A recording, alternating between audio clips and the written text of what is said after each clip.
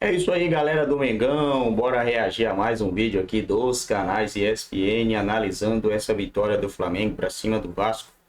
2-0. O Flamengo amassou no primeiro tempo. Primeiro tempo parecia que era um jogo vendido, né? Parecia que o Vasco tinha vendido o jogo para o Flamengo, de tão massacrante que foi o jogo. Os caras do Vasco andando em campo e o Flamengo macetando, macetando. Só que a bola não entrou, né? O Flamengo fez apenas um gol aí no primeiro tempo. Segundo tempo, o Mengão foi lá e resolveu a parada. Teve um gol do Varela aí. Varela não, né? Teve um gol impedido do Everton, né? O Varela estava impedido, mas o Flamengo não teve nenhum risco. O único risco foi uma cabeçada na trave do Verratti, né? Acho que foi o Verratti que deu uma cabeçada na trave. E demais, segue tudo normal no Rio de Janeiro, né? Deixe seu like, se ainda não é inscrito, se inscreva no canal. Campeonato Brasileiro também. Então, esse é assim, o princípio e o caminho do Flamengo para o início da temporada, mas são clubes totalmente diferentes, né? Seria muito exigir do Vasco um desempenho de Flamengo nesse momento. Começando o trabalho do Carille também, né? Vamos lá para o Maracanã, girar as nossas equipes que acompanharam essa partida, mais um clássico nesse Carioca. A gente fala com o Pedro Henrique Torres, chegando ao vivo aqui, também trazendo mais informações para a gente. Tudo bem, Pedro? Seja bem-vindo, amigo. Um beijo para você. Tudo bem, Gláucia? Um grande beijo para você, um abraço para o Calçade, todo mundo ligado com a gente no Sport Center.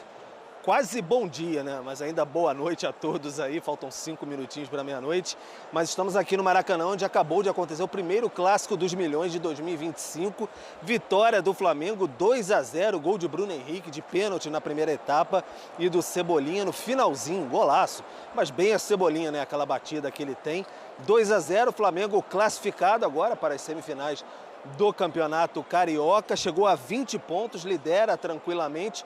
Pode até garantir, quem sabe, o primeiro lugar geral já neste fim de semana. Depende, o Volta Redonda ainda joga amanhã contra o Sampaio Corrêa. Então, o Flamengo já está mais tranquilo para a última rodada contra o Maricá. O Vasco fica numa situação um pouquinho mais complicada. Daqui a pouco a Roberta Barroso fala mais sobre o lado vascaíno. Sobre o lado rubro-negro, um primeiro tempo muito bom do Flamengo. Foi bem superior, teve até um golzinho anulado no final do segundo tempo por impedimento bem pequenininho ali do Varela, e aí o gol do Plata, até numa falha do Léo Jardim, mas o Flamengo foi bem superior. Os torcedores rubro-negros aqui reclamavam, a gente fica bem pertinho aqui da torcida na tribuna do Maracanã, reclamavam do placar pequeno, magro no primeiro tempo de 1-0, diante de tamanha superioridade. O Vasco no segundo tempo foi até superior com as mexidas do Carille, e aí depois o Flamengo conseguiu, de fato, retomar as rédeas da partida e, enfim, conseguiu o que gostaria. 2-0, a torcida fez bastante festa, aí o time entrou na onda no final também,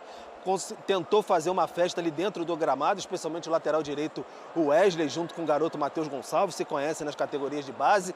Fizeram algumas firulas ali já no final da partida, um toque de letra do Wesley irritou bastante os jogadores vascaínos, aí partiram para cima, quase tivemos um sururu, como eu tenho chamado, igual no último Flamengo e Botafogo, mas foi contornado, não chegou àquele nível de agressões, nada disso, ainda bem, e aí extrapolou um pouco para a torcida, no setor sul ali do Maracanã, alguns torcedores bem revoltados com a derrota, com talvez ali a movimentação dos rubro-negros em campo, tentaram invadir e foram contidos pela segurança, pela polícia, enfim, aqui no Maracanã, mas saíram agora. Vamos ver como é que vai ficar o entorno diante disso. Então é isso, o Michael saiu com uma lesão, muito provavelmente uma lesão, puxou ali no arranque no segundo tempo e aí deu lugar ao Everton Cebolinha. Isso que preocupa mais. O Calçade falava bastante aí de como o Felipe Luiz exige fisicamente dos jogadores, a pressão.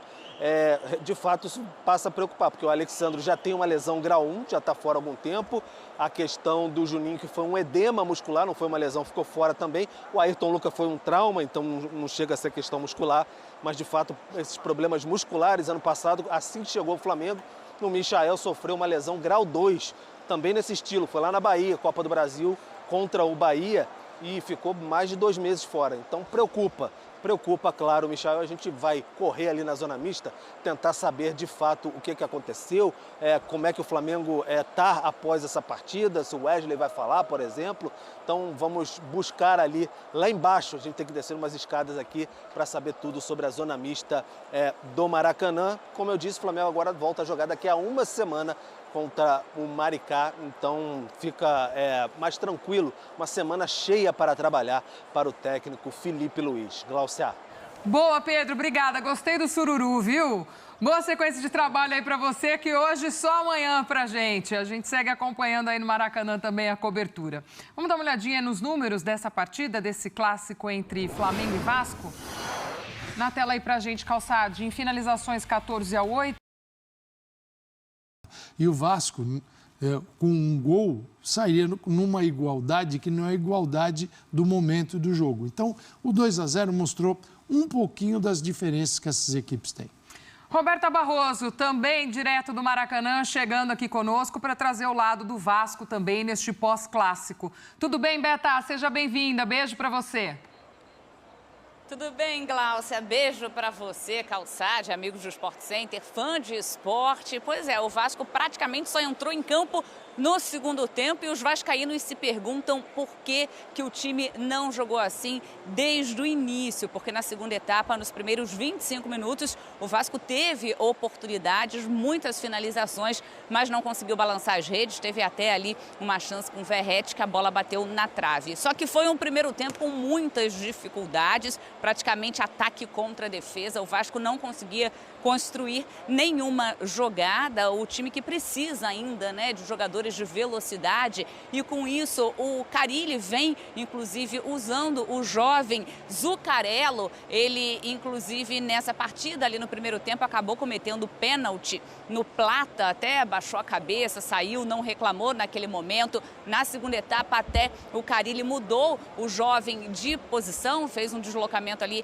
dentro de campo, mas o Vasco não conseguiu um bom resultado aqui no Maracanã. O Pedro Henrique Torres já trouxe que teve aquele princípio de confusão, aquelas discussões dentro de campo. Que bom que a confusão não se alongou, como no clássico do meio da semana entre Flamengo e Botafogo, mas aí o Wesley se desentendeu com o Payet, com os jogadores do Vasco. O Payet acabou fazendo falta no atleta do Flamengo. E aí, naquele momento também, os torcedores vascaínos, já bem revoltados com o resultado, indignados, tentaram invadir, mas a torcida acabou controlada pela polícia presente aqui no Maracanã. O Vasco está em quarto lugar na tabela de classificação com 14 pontos, mas pode deixar o G4 ainda nessa rodada. E o próximo jogo é um clássico contra o Botafogo em São Januário no próximo final de semana. E na terça-feira tem um jogo decisivo também, só que aí pela Copa do Brasil, primeira fase da competição, o Vasco enfrenta o União Rondonópolis, e aí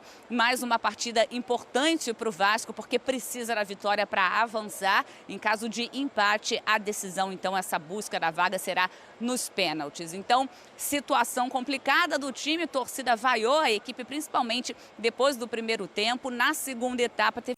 Bom, galera do Mengão, cara, é isso aí, né, rapaziada? Infelizmente, a gente não vai ter aí, parece que não vamos ter nenhum grande, né, nenhum dos times grandes do Rio nas semifinais, né? Não, ou podemos ter também, né? O Sampaio Corrêa ainda joga, pode chegar a 16 pontos. Se o Sampaio Corrêa fizer 16, aí já era. Sampaio Corrêa, Novo Iguaçu, vamos dar uma olhada aqui. Sampaio Corrêa pega o Volta, é difícil ganhar Volta Redonda, hein? E a Portuguesa. Os dois jogos do Sampaio Corrêa. E o Novo Iguaçu, Fluminense e Madureira. Rapaz, podemos sim ficar sem nenhum dos três aí, né? Podemos ter só o Flamengo dos grandes do Rio. Eu queria muito, cara, que o Flamengo pegasse o Vasco na final, né? Queria muito mesmo. Mas aí o Vasco precisaria terminar ou em segundo colocado ou em terceiro. Se o Vasco terminar em quarto, pode ser, pode não, se ele terminar em quarto e o Flamengo for o primeiro, que é o que tudo indica, Dificilmente Volta Redonda vai passar aí o número de gols que o Flamengo fez, né? O Flamengo fez 20 gols. Volta Redonda não passa, mas o Vasco poderia chegar à final aí, ia dar mais graça, né? Dá mais graça ter final entre os times grandes. Vai ser bem chato esse campeonato carioca aqui, né? O Flamengo vai amassar essas turmaiadas aí tudo.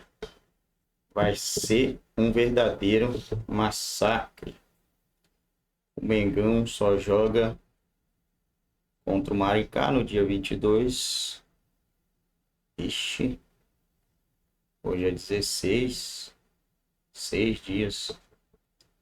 E depois, dia 30 de março. O calendário aqui, né? 30 de março começa o Campeonato Brasileiro. Flamengo Internacional.